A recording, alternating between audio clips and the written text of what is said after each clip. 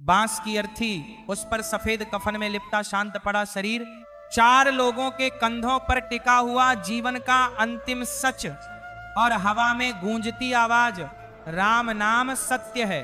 दूर से देखने पर यह सब एक परंपरा जैसा लगता है, जैसे सदियों से चली आ रही एक रस्म निभाई जा रही हो।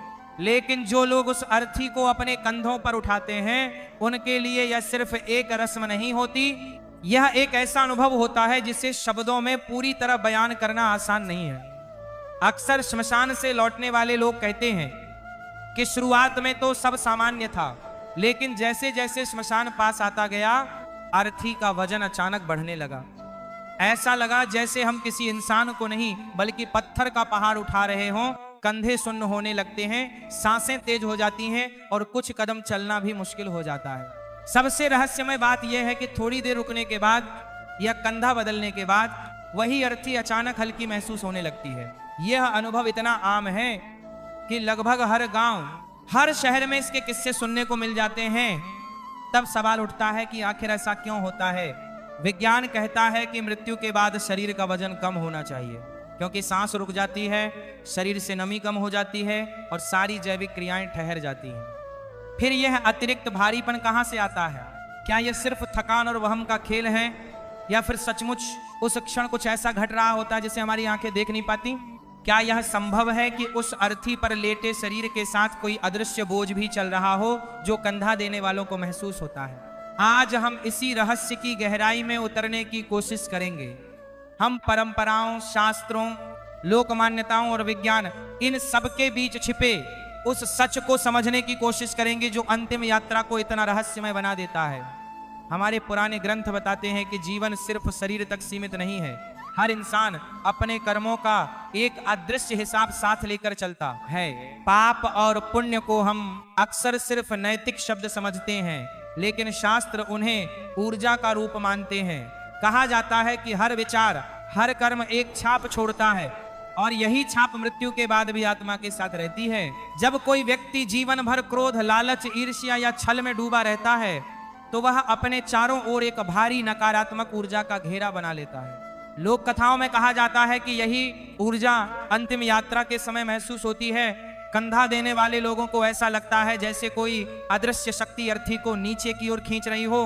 दूसरी ओर जिन लोगों ने सादगी, दया और प्रेम से जीवन जिया होता है, उनकी अंतिम यात्रा को अक्सर हल्का और शांत बताया जाता है। लोग कहते हैं कि ऐसी अर्थी उठाते समय मन में एक अजीब सी शांति होती है, जैसे कोई बोझ नहीं बल्कि एक जिम्मेदारी निभाई जा रही हो।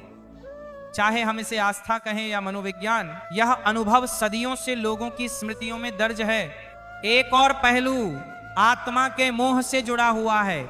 जब किसी व्यक्ति की मृत्यु होती है तो उसके पीछे छूट जाता है उसका घर, उसका परिवार, उसकी अधूरी इच्छाएं और उसकी पहचान। कई परंपराओं में माना जाता है कि आत्मा कुछ समय तक इन सब के आसपास मंडराती रहती है। अंतिम यात्रा के दौरान जब शरीर को घर से दूर ले जाया जाता है, तो यह क्षण प्रतीकात्मक रूप से उस बंधन के टूटने का होता है। शायद यही वजह है कि रास्ते में रुकना, कंधा बदलना और मंत्रों का उच्चारण करना हमारी परंपराओं का हिस्सा बन गया। ये सब क्रियाएं सिर्फ शारीरिक आराम के लिए नहीं, बल्कि मानसिक और भावनात्मक स्वीकार के लिए भी होती हैं। अब अगर हम इसे वैज्ञानिक नजरिए से देखें तो भी कुछ दिलचस्प बातें सामने आती हैं।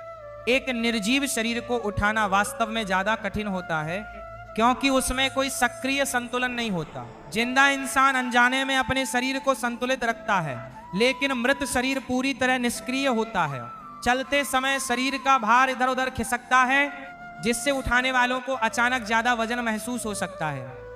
इसके साथ जुड़ जाता है दुख का माहौल, लंबा रास्ता और मानसिक तनाव। जब मन भारी होता है तो शरीर पर रखा बोझ भी ज्यादा भारी महसूस होता है। कई बार एक व्यक्ति की थकान दूसरे पर असर डालती है और सामूहिक रूप से सबको लगता है कि वजन बढ़ गया है। फिर भी इन तर्कों के बावजूद अंतिम यात्रा से जुड़े अनुभव लोगों के मन में रहस्य का भाव जगाते हैं। शायद इसलिए क्योंकि मृत्यु स्वयं एक ऐसा सत्य है जिसे हम पूरी तरह समझ नहीं पाए हैं। ये हमें याद दिलाती है कि जीवन अस्थायी है और हम जो कुछ भी इकट्ठा करते हैं वह यहीं रह जाता है। अंत में हमारे साथ जाता है तो सिर्फ हमारा आचरण और हमारी यादें। अंतिम यात्रा का भारीपन हमें एक गहरी सीख देता है। जितना हम अपने मन को हल्का रखेंगे उतना ही जीवन और विदाई दोनों सहज होंगी। हमारी परंपराएं हमें सिखाती हैं कि अंतिम यात्रा में भगवान का नाम लेना, शांत रहना और जाने वाले को प्रेम से विदा करना जरूरी है।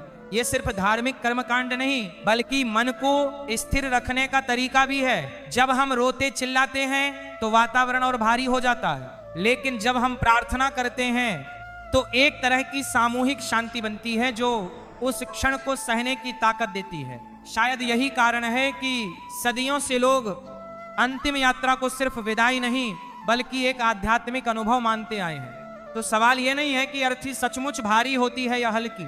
असली सवाल यह है कि हम अपने जीवन को कितना हल्का बना रहे हैं।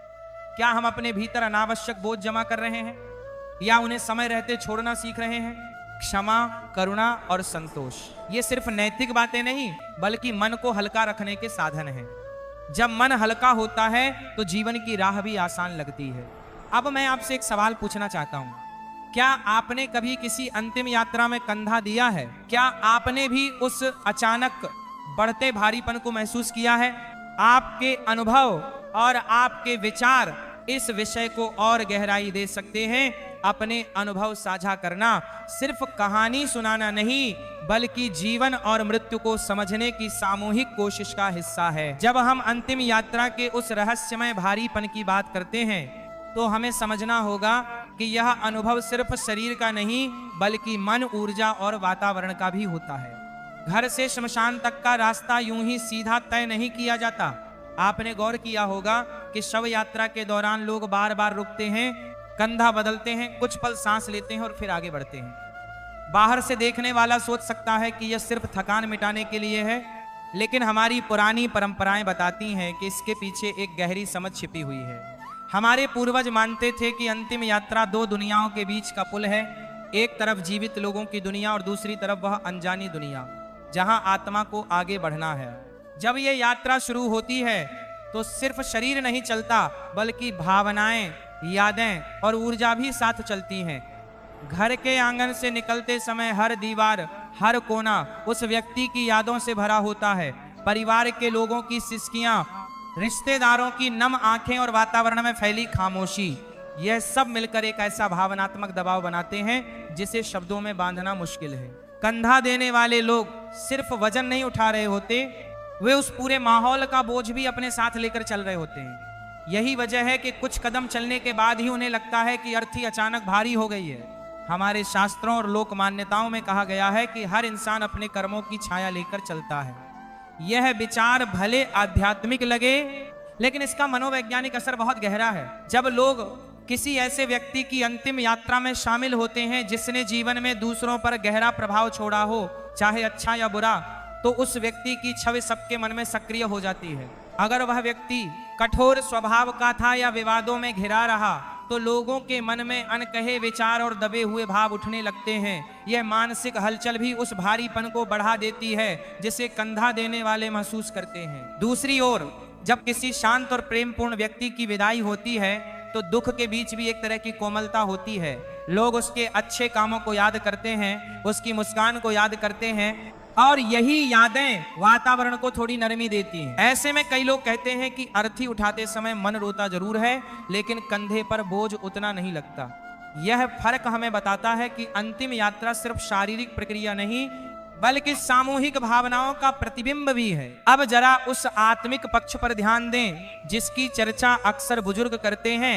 कई परंपराओं में माना जाता है कि मृत्यु के तुरंत बाद आत्मा पूरी तरह शांत नहीं होती, वह अपने आसपास के दृश्य को देखती है, अपने प्रियजनों को पुकारता हुआ महसूस करती है और धीरे धीरे यह समझने की कोशिश करती है कि उसके साथ क्या हुआ है। अंतिम यात्रा उस आत्मा के लिए भी एक परिवर्तन का क्षण है।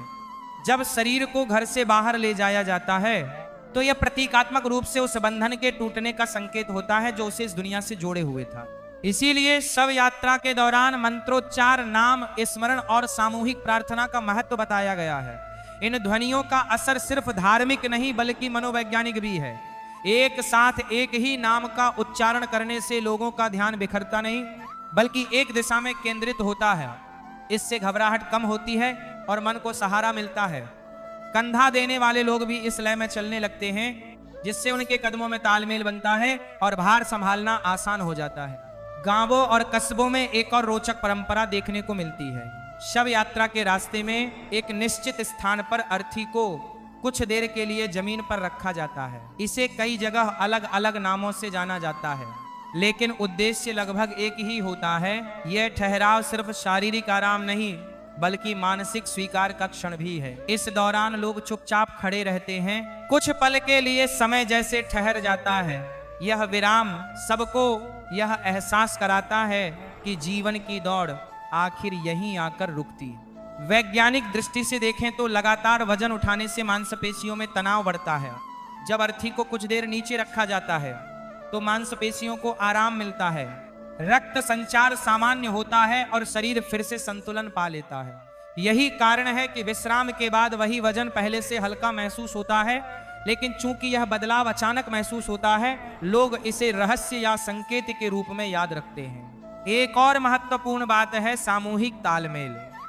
जब 4 लोग एक साथ अर्थी उठाते हैं तो उनका कदम, उनकी ऊंचाई और उनका संतुलन एक जैसा होना जरूरी है। अगर एक भी व्यक्ति थोड़ा तेज या धीमा चलता है तो पूरा भार असमान रूप से बंट जाता है। इससे किसी एक कंधे पर अचानक ज्यादा दबाव पड़ सकता है और वही व्यक्ति सबसे पहले कहता है कि वजन बढ़ गया है। उसका अनुभव बाकी लोगों को भी प्रभावित करता है और देखते ही देखते सबको लगता है कि अर्थी भारी हो गई है। यह मन और शरीर के बीच की सूक्ष्म कड़ी का उदाहरण है। फिर भी इन सभी व्याख्याओं के बीच अंतिम यात्रा का अनुभव एक गहरी संवेदना छोड़ जाता है। यह हमें याद दिलाता है कि हम सब एक ही राह के मुसाफिर हैं। आज जो कंधा दे रहा है कल वही किसी और के कंधों पर होगा। यह विचार डर पैदा करने के लिए नहीं बल्कि जीवन को समझने के लिए है। जब हम यह स्वीकार करते हैं कि हर सफर का एक अंत है तो हम वर्तमान को ज्यादा जागरूक होकर जीने लगते हैं। अंतिम यात्रा का हर कदम एक मौन शिक्षा है। यह हमें सिखाता है कि रिश्ते, करुणा और स्मृतियां ही वे चीजें हैं जो अंत तक हमारे साथ चलती हैं, बाकी सब यहीं रह जाता है। इसलिए जब भी हम किसी की अर्थी को कंधा देते हैं तो हम सिर्फ एक शरीर को नहीं बल्कि एक पूरी कहानी को उसकी मंजिल तक पहुंचा रहे होते हैं। और शायद यही एहसास उस भारीपन को अर्थ देता है जिसे हम अपने कंधों पर महसूस करते हैं। अब हम उस पहलू की ओर बढ़ते हैं जिसके बारे में लोग अक्सर धीमी आवाज में बात करते हैं लेकिन खुलकर स्वीकार कम ही करते हैं। अंतिम यात्रा को हमारे समाज में हमेशा एक संवेदनशील और रहस्यमय समय माना गया है। कई बुजुर्ग कहते हैं कि जब शव को घर से श्मशान ले जाया जाता है तो वह रास्ता सिर्फ मिट्टी का रास्ता नहीं होता बल्कि एक ऐसी सीमा होती है जहां दिखाई देने वाली दुनिया और अदृश्य दुनिया एक दूसरे के बहुत करीब आ जाती है। यही वजह है कि पुराने समय में शव यात्रा के कुछ खास नियम बनाए गए थे जिनका उद्देश्य सिर्फ परंपरा निभाना नहीं बल्कि यात्रा को सुरक्षित और संतुलित रखना भी था। गांवों में आपने सुना होगा कि शव यात्रा को सुनसान गलियों से, पुराने पेड़ों के नीचे से या चौराहों पर ज्यादा देर तक नहीं रोकना चाहिए। लोक मान्यताओं में चौराहों को हमेशा ऊर्जा के मिलन बिंदु के रूप में देखा गया है। लोग मानते थे कि ऐसी जगहों पर भटकी हुई चेतनाएं या अधूरी इच्छाओं वाली आत्माएं मंडरा सकती हैं। चाहे हम इसे आस्था कहें या सांस्कृतिक कल्पना, लेकिन इन मान्यताओं ने लोगों के व्यवहार को गहराई से प्रभावित किया है। जब अर्थी किसी ऐसे स्थान से गुजरती है जिसे लोग अशुभ मानते हैं तो कंधा देने वालों के मन में अनजाना डर पैदा हो जाता है। यह डर शरीर की ताकत को सीधे प्रभावित करता है। डर लगते ही सांस उथली हो जाती है, मांसपेशियां सख्त हो जाती हैं और वजन ज्यादा भारी महसूस होने लगता है। इसी संदर्भ में एक पुरानी रस्म का जिक्र जरूरी है। आपने देखा होगा कि कई जगहों पर शव यात्रा के दौरान लोग अर्थी के ऊपर से सिक्के, फूल या मिठाई जैसी चीजें फेंकते हैं। बहुत से लोग इसे दान समझते हैं लेकिन लोक विश्वास इसे एक प्रतीकात्मक क्रिया मानता है। इसका अर्थ है रास्ते में मिलने वाली हर बाधा को शांत करना और यह संदेश देना कि हम सम्मान के साथ गुजर रहे हैं। मनोवैज्ञानिक दृष्टि से देखें तो यह क्रिया यात्रा में शामिल लोगों को एक काम देती है, उनका ध्यान बंटाती है और डर को कम करती है। जब मन किसी क्रिया में व्यस्त होता है तो भय की पकड़ थोड़ी ढीली पड़ जाती है।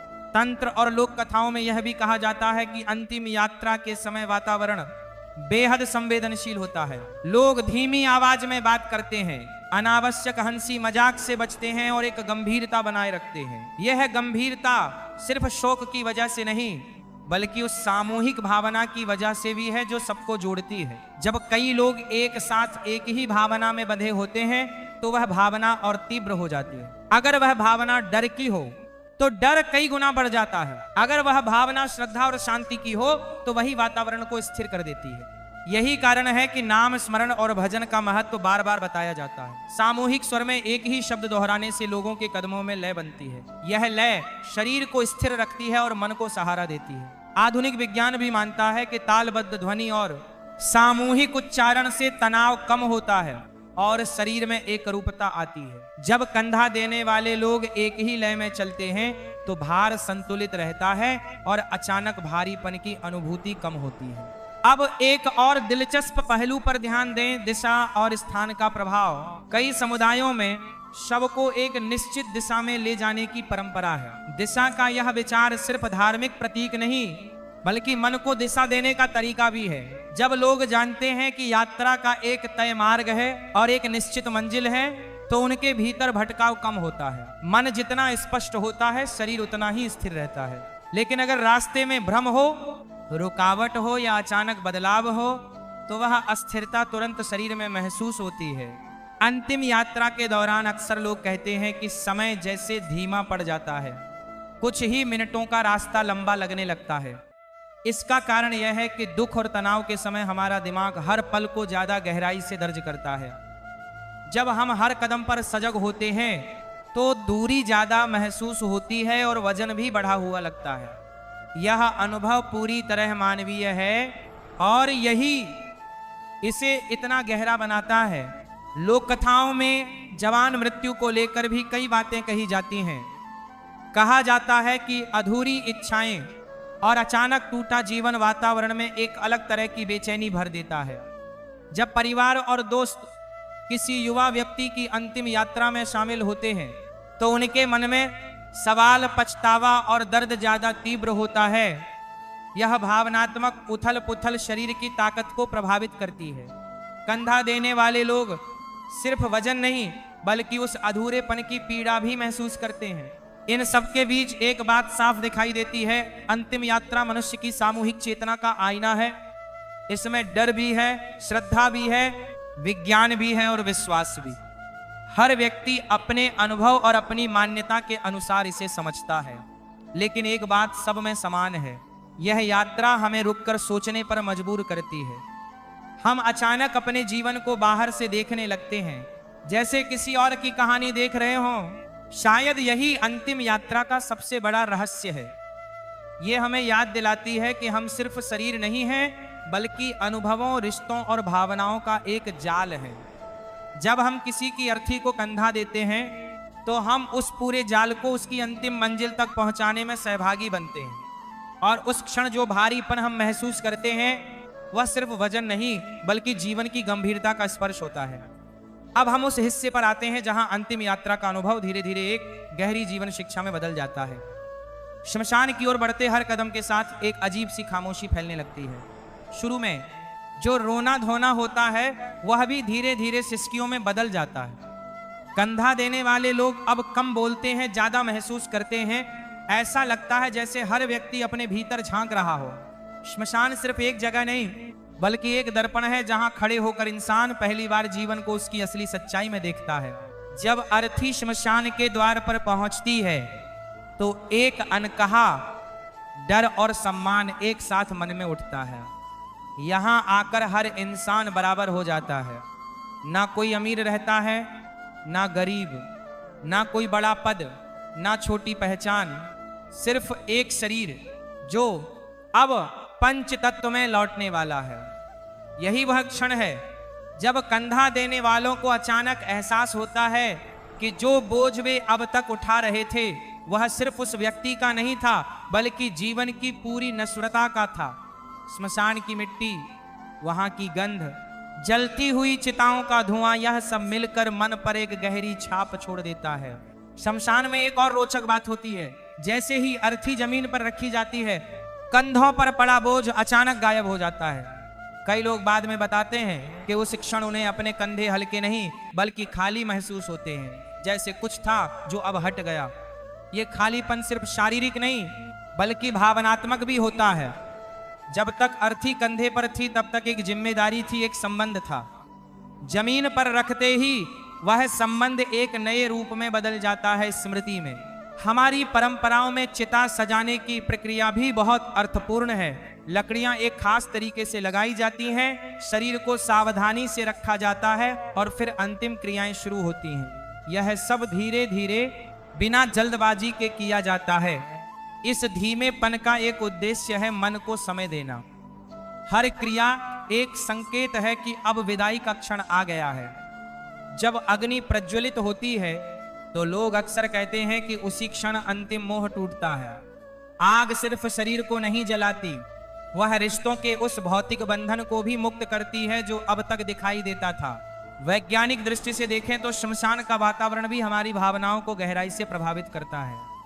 आग, धुआं और गंध, ये तीनों तत्व हमारे मस्तिष्क पर सीधा असर डालते हैं। आग को देखते हुए इंसान स्वाभाविक रूप से शांत और गंभीर हो जाता है। यह एक आदिम प्रतिक्रिया है जो सदियों से हमारे भीतर दर्ज है। यही कारण है कि चिता के सामने खड़े होकर लोग कम बोलते हैं और ज्यादा सोचते हैं।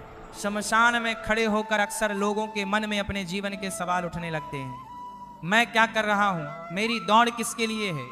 जो व्यक्ति अभी राख बनने वाला है वह भी कभी हमारी तरह ही सपने देखता था, योजनाएं बनाता था, फिर आज वह सिर्फ एक कहानी बनकर रह गया। यह एहसास झकझोर देने वाला होता है, लेकिन यही झटका कई बार जीवन को नई दिशा देता है। बहुत से लोग स्वीकार करते हैं कि किसी करीबी की अंतिम यात्रा के बाद उन्होंने अपने जीवन को अलग नजर से देखना शुरू किया। हमारे समाज में कहा जाता है कि शमशान से लौटते समय पीछे मुड़कर नहीं देखना चाहिए। इसे कई लोग अंधविश्वास मानते हैं, लेकिन इसका एक मनोवैज्ञानिक अर्थ भी है। पीछे मुड़कर देखना प्रतीक है पुराने बंधन को पकड़ कर रखने का। आगे देखना संकेत है स्वीकार का, यह मान लेने का कि जो होना था हो चुका, अब जीवन को आगे बढ़ाना है। यह नियम लोगों को मानसिक रूप से विदाई स्वीकार करने में मदद करता है।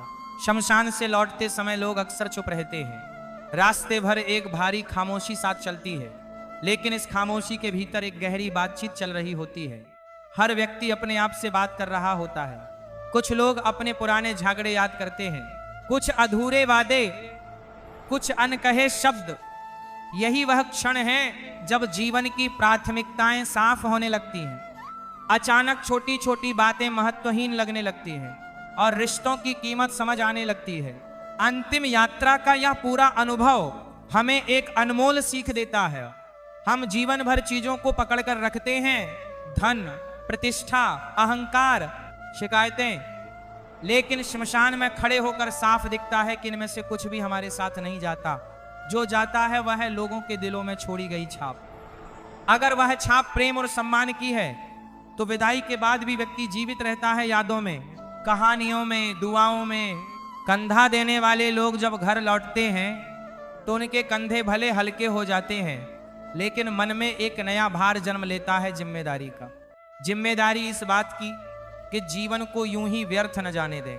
हर दिन को सचेत होकर जिए, रिश्तों को संभालें और मन को अनावश्यक बोझ से मुक्त रखें, क्योंकि अंत में वही हल्कापन हमारी अंतिम यात्रा को भी सहज बनाएगा। शमशान हमें डराने के लिए नहीं, जगाने के लिए है।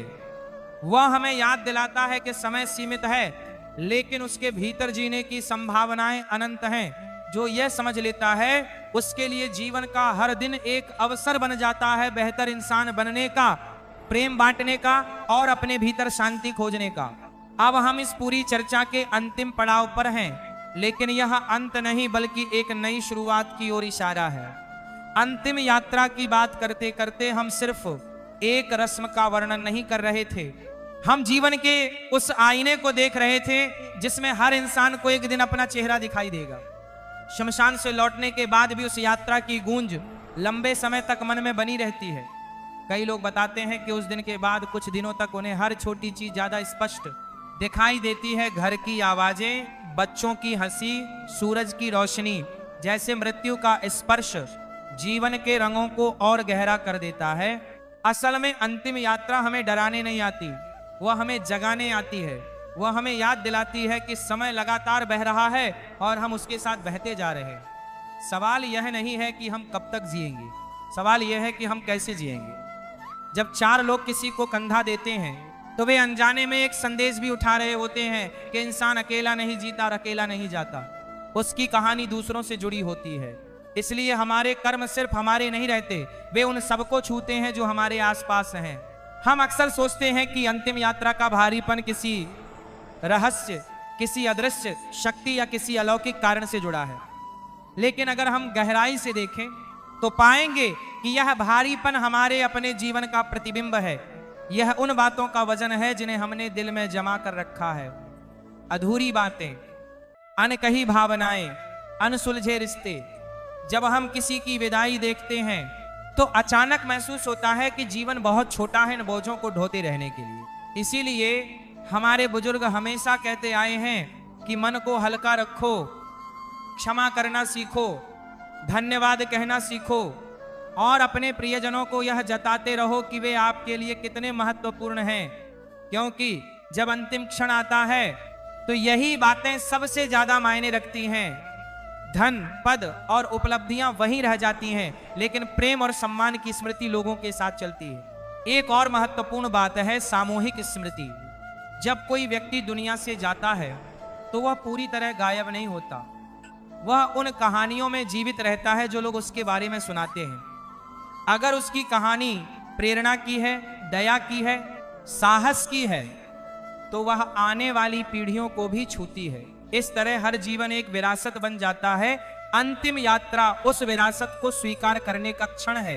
आज की भागदौड़ भरी दुनिया में हम मृत्यु के विषय से बचना चाहते हैं। हमें लगता है कि इसके बारे में सोचने से डर बढ़ेगा, लेकिन सच यह है कि मृत्यु को समझने से जीवन की कद्र बढ़ती है। जब हमें यह एहसास होता है कि हर पल अनमोल है तो हम उसे ज्यादा सजग होकर जीते हैं। हम छोटी छोटी खुशियों को नजरअंदाज नहीं करते, बल्कि उन्हें संजोते हैं। अब मैं आपसे दिल से एक बात कहना चाहता हूं। अगर इस चर्चा ने आपको एक पल के लिए भी रुककर सोचने पर मजबूर किया है तो यही इसका उद्देश्य था। अपने जीवन को देखिए और खुद से पूछिए, क्या मैं वह जीवन जी रहा हूं जिस पर मुझे गर्व होगा? क्या मेरे जाने के बाद लोग मुझे याद करके मुस्कुराएंगे? अगर जवाब में थोड़ी भी हिचक है तो आज से बदलाव शुरू किया जा सकता है। बदलाव के लिए किसी बड़े अवसर का इंतजार नहीं करना पड़ता, वह एक छोटे से निर्णय से शुरू होता है, बेहतर इंसान बनने के निर्णय से। आप में से बहुत से लोगों ने शायद किसी न किसी अंतिम यात्रा में हिस्सा लिया होगा। हो सकता है आपने भी वह अचानक बढ़ता हुआ भारीपन महसूस किया हो, या वह अजीब सी खामोशी जो श्मशान से लौटते समय साथ चलती है। आपके अनुभव इस विषय को और समृद्ध बना सकते हैं। हर कहानी एक नया दृष्टिकोण लाती है और मिलकर हम जीवन और मृत्यु को थोड़ा और समझ पाते हैं। आने वाले समय में हम इस यात्रा के अगले पड़ावों पर भी बात कर सकते हैं। मृत्यु के बाद की मान्यताएं, आत्मा की यात्रा से जुड़ी कथाएं और वे परंपराएं जो सदियों से हमारे समाज का हिस्सा रही हैं। लेकिन याद रखिए, इन सब चर्चाओं का अंतिम उद्देश्य डर पैदा करना नहीं, बल्कि जागरूकता लाना है, ताकि हम जीवन को ज्यादा प्रेम, ज्यादा समझ और ज्यादा जिम्मेदारी के साथ जी सकें। अगर इस पूरी चर्चा ने आपके भीतर कोई सवाल जगाया है या कोई अनुभव याद दिलाया है तो उसे अपने तक सीमित मत रखिए, साझा कीजिए, क्योंकि संवाद से ही समझ बढ़ती है। और सबसे जरूरी बात, आज अभी इस क्षण को पूरी तरह जिए। अपने प्रियजनों को समय दीजिए, अपने मन को हल्का रखिए और हर दिन को इस एहसास के साथ स्वीकार कीजिए कि जीवन एक अनमोल अवसर है। यही अंतिम यात्रा की सबसे बड़ी सीख है कि अंत को समझकर ही हम शुरुआत की कीमत जान पाते हैं।